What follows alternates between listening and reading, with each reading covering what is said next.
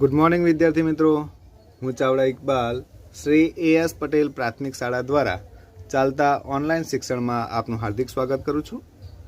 વિદ્યાર્થી મિત્રો, આજે આપણે ધોરણ 7 વિષય સામાજિક વિજ્ઞાનની અંદર પ્રકરણ 7 પ્રાદેશિક સંસ્કૃતિનું ઘડતરનો અભ્યાસ કરશું.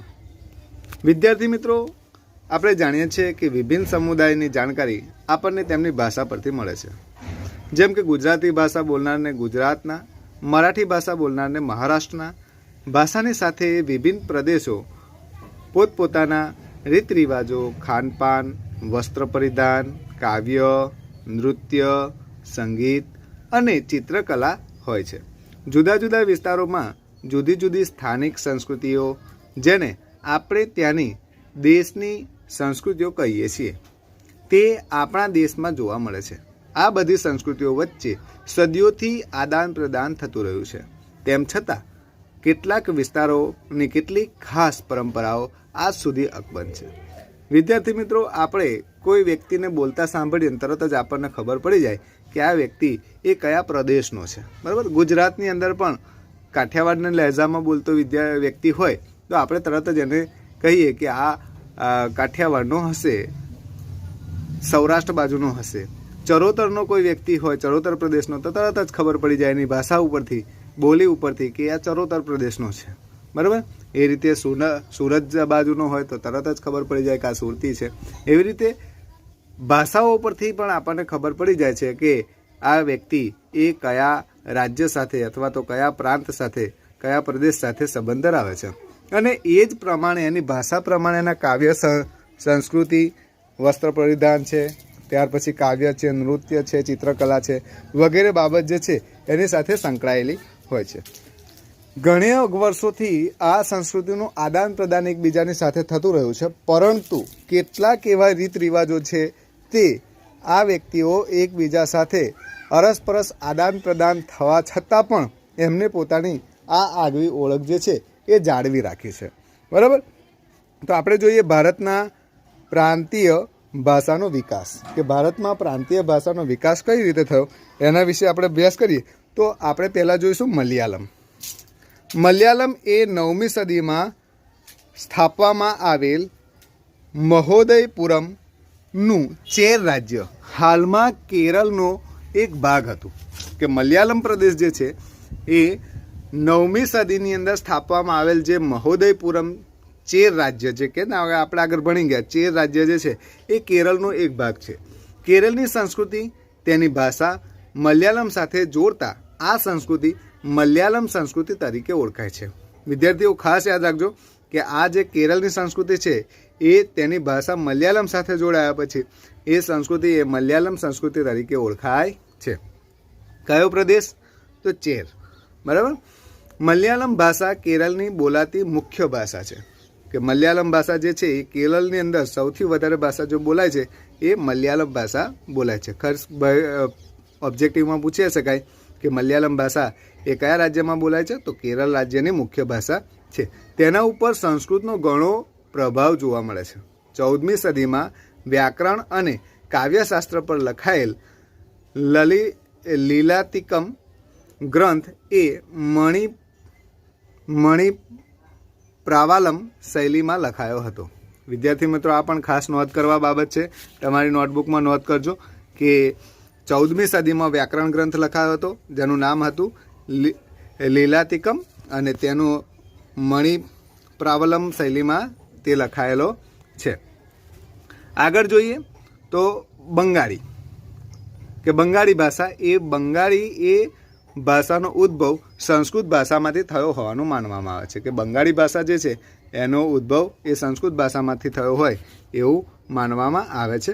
15મી સદી સુધીમાં ભાષાઓ તથા બોલીઓ મળી એક સામાન્ય સાહિત્યિક ભાષાનું સ્વરૂપ ધારણ કર્યું. કે વિદ્યાર્થીમાં 15મી સદીની અંદર કેટલીક ઉપભાષાઓ હતી, ભાષા સિવાયની ઉપભાષા. જેમ કે આપણે ગુજરાતી ભાષા છે તો ગુજરાતી ભાષામાં ચરોતરી ભાષા આવે, કાઠિયાવાડી ભાષા આવે, સુરતી ભાષા આવે, ઝાલાવાડી ભાષા આવે. બરાબર, તો આ બધી જે જુદી જુદી ભાષાઓ છે એ ઉપભાષાઓ કહેવાય. ભાષાની અંદર પણ ઘણી બધી જે બોલીઓ છે એને ઉપભાષાઓ કહેવામાં આવે. ને આ ઉપભાષાઓની બોલીઓ જે છે એ સામાન્ય રીતે સાહિત્યિક રૂપ ધારણ કરે, લેખનમાં ઉપયોગમાં આવે ત્યારે એ ભાષાનું રૂપ ધારણ કરી લે છે. પશ્ચિમ બંગાળની બોલચાલની ભાષા બની ગઈ. જે આ બંગાળી ભાષા છે એ પશ્ચિમ ભારતની બોલચાલની ભાષા બની ગઈ. અને જનજાતિની ભાષાઓમાં પાર્શિયન એટલે કે ફારસી ભાષા અને ભારતના અંગ્રેજ શાસનની શરૂઆત બંગાળાથી થતાં ત્યાં યુરોપિયન ભાષાઓ બંગાળી ભાષા પર પ્રભાવ જોવા મળે છે. અને એ સમય દરમિયાન પર્શિયન એટલે કે ફારસી ભાષા અને ભારતમાં અંગ્રેજોને શાસનની શરૂઆત થઈ એના કારણે ત્યાં યુરોપિયન ભાષાનો પણ પ્રભાવ આ બંગાળી ભાષા પર આપણને જોવા મળે છે.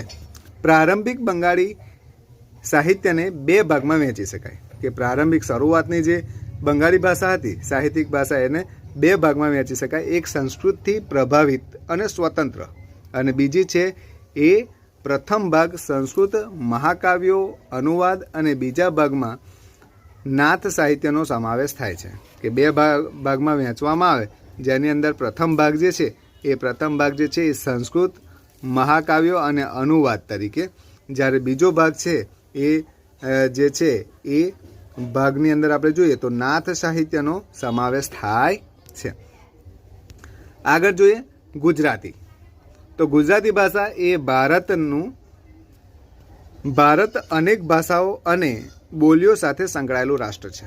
કે ભારત દેશ છે એની અંદર અનેક ભાષાઓ બોલાય છે અને કેટલી બોલીઓ બોલાય છે. અને પ્રાચીન કાળે ભારતમાં સંસ્કૃત, પ્રાકૃત, તમિલ જેવી ભાષાઓનું ચલણ હતું. કે પ્રાચીન કાળની અંદર ભારતની અંદર સંસ્કૃત છે, પ્રાકૃત ભાષા છે, તમિલ ભાષા છે, એ ભાષાનું બોલચાલની અંદર ચલણ હતું. સમય જતાં તેમાંથી અનેક પ્રાદેશિક ભાષાઓનો વિકાસ થયો અને સમયની સાથે સાથે એ ભાષાઓની અંદરથી કેટલીક ભાષાઓનો વિકાસ થયો અને પ્રાદેશિક રાજ્યની સ્થાપનાએ પ્રાદેશિક ભાષાઓના વિકાસમાં બળ પૂરું પાડ્યું અને સંસ્કૃતમાંથી તેમજ દક્ષિણ ભારતમાં તમિલમાંથી ઘણી ભાષાઓનો જન્મ થયો. 8મી સદીથી પ્રાદેશિક ભાષાઓના વિકાસમાં વેગ આવ્યો અને હિન્દી, ખડી બોલી, અવધી, બંગાળી, ગુજરાતી, મરાઠી, મલયાલી, તેલુગુ અને કન્નડ ભાષાઓ વિકસી. ઈસવીસન 10મી સદી અને 11મી સદીમાં સંસ્કૃત, પ્રાકૃત, અપભ્રંશમાંથી ગુજરાતી ભાષાનો વિકાસ થયો. વિદ્યાર્થી મિત્રો, ખાસ જાણવા જેવી વસ્તુ છે કે ગુજરાતી ભાષાનો જે વિકાસ છે શેમાંથી થયો તો કઈ સદીમાં થયો તો 10મી સદીથી 11મી સદીની અંદર સંસ્કૃતની પ્રાકૃત ભાષા જે હતી એમાંથી અપભ્રંશ થઈ અને ગુજરાતી ભાષાનો વિકાસ થયેલો આપણને જોવા મળે છે. અપભ્રંશ એ ગુજરાતી ભાષાની જનની છે. કે સંસ્કૃત ભાષાની જે અપભ્રંશ ભાષા છે એ ગુજરાતી ભાષાની જનની છે. પરીક્ષામાં પૂછાય કે ગુજરાતી ભાષાની જનની કોણ છે તો અપભ્રંશ ગુજરાતી ભાષાની જનની છે એવું આપણે કહી શકીએ છીએ. ગુજરાતી માટેનો જ કહી શકાય તેવો નવો સાહિત્ય યુગ એ નરસિંહ મહેતા સાથે વિકસે છે. કે ગુજરાતી ભાષાનો જ કહી શકાય એવો નવો સાહિત્યિક યુગ આપણે કહીએ તો નરસિંહ મહેતાની સાથે એનો વિકાસ થયો હોય એવું કહેવાય છે.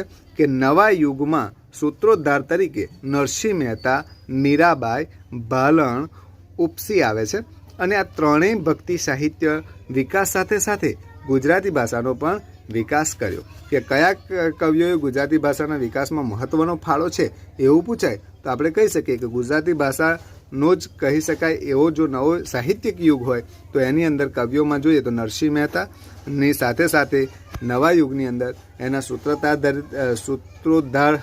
સૂત્રધારો તરીકે નરસિંહ મહેતા કહી શકાય, મીરાબાઈ, ભાલણ જે છે આ ત્રણેય સાહિત્યિક કવિઓ જે છે એના વિકાસમાં બહોળો ફાળો આપેલો છે. નરસિંહ મહેતાએ સામરદાસના વિવાહ, કુંવરબાઈનું મામેરું, હુંડી, સુદામા ચરિત, દાણ લીલા વગેરે કૃતિઓની રચના કરી. મીરાબાઈએ કૃષ્ણ ભક્તિને કેન્દ્રમાં રાખી ઘણા પદો રચ્યા. ભાલણે સૌપ્રથમ પોતાની રચનાઓમાં ગુજરાતી ભાષા માટે ગુર્જર ભાખાની સંજ્ઞા આપી હતી અને તે પાટણના મોઢ બ્રાહ્મણ તેમને આખ્યાનમાં પિતા તરીકે ઓળખવામાં આવે છે. તેમની જાણીતી કૃતિઓમાં ધ્રુવાખ્યાન, મુર્ગીખ્યાન, શિવ બિલડી સંવાદ વગેરેનો સમાવેશ થાય છે. આપણે અહીં આગળ જોઈએ તો નરસિંહ મહેતાએ જે રચેલા કૃત્યો કઈ કઈ હતી તો શામળદાસ વિવાહ, કુંવરબાઈનું મામેરું પરીક્ષામાં પૂછાયું છે વિદ્યાર્થી મિત્રો, ખાસ ધ્યાન રાખજો. હુંડી, સુદામા ચરિત, દાણલીલા આ વગેરે કૃત્યો જે છે એ નરસિંહ મહેતાએ 10મી થી 11મી સદીની અંદર રચના કરેલી અને તે ગુજરાતી ભાષામાં રચના કરેલી. આમાં ભાષાનો પણ વિકાસ થયેલો આપણને જોવા મળે છે. આ કૃત્યોની રચના કરી. જ્યારે મીરાબાઈએ કઈ કઈ રચના કરી તો કૃષ્ણ ભક્તિને કેન્દ્રમાં રાખી અને એમણે પદો રચ્યા છે. અને ભાલણે સૌપ્રથમ એ પોતાની રચનાને ગુજરાતી ભાષા માટે ગુર્જર ભાખાની સંજ્ઞા આપી. ગુજરાતી ભાષાને કઈ સંજ્ઞા આપી હતી? ગુર્જર ભાખા. અને કોણે આપી હતી તો ભાલણે આપી હતી. ઠીક છે. અને તે કોણ હતા તો પાટણના મૌઢ બ્રાહ્મણ હતા અને એમણે આખ્યાનો રચ્યા છે અને આખ્યાનના પિતા તરીકે ઓળખવામાં આવે છે. કોને? ભાલણને. આપણે જોઈએ તો આખ્યાનના પિતા એ ભાલણે કઈ કઈ કૃત્યો રચી તો ધ્રુવાખ્યાન, મુરગી આખ્યાન, શિવ બિલડી સંવાદ વગેરેનો સમાસ જે છે અહીં આગળ થાય છે.